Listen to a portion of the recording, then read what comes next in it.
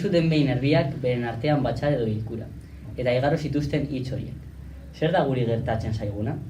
Egunon bat ez daukagu, beti bizi gara kezka gogorrean etxaiz inguruturik. Txakureta gizonak gure bila dabiltza, ala basoetan, nola zoro eta ibarretan.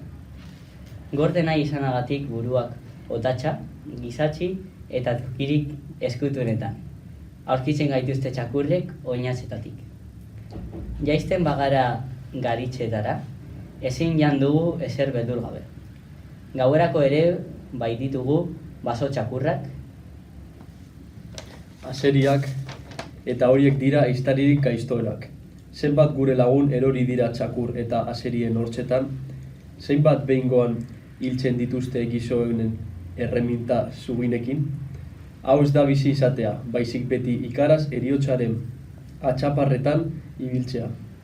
Hobe ditugu bota geure burua ibai batera, ito uretan eta kendu betiko larritasunak. Erabaki zuten hala egitea, eta joan ziren ibai bateko egi edo ondora. Dakuste uste gabe nola han aurkitzen zen igeltegi bat. Guztiak ikaraturik banatu eta bota zuten bere buruan uretara. Orduan esan zien beste lagunei erbi batek. Ez gara bakarrik gu beldurrean bizi garenak. Badira bai gu, baino ere beldurtiagoak.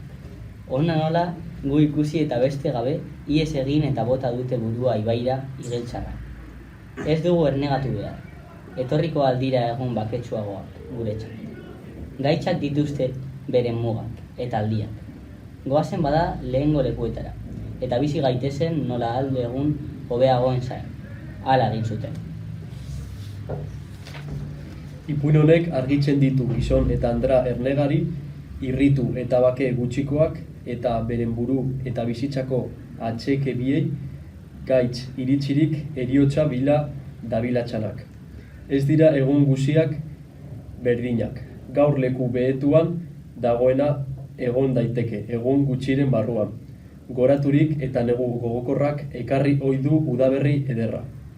Jarri gaitezen jaun goikoaren eskuetan.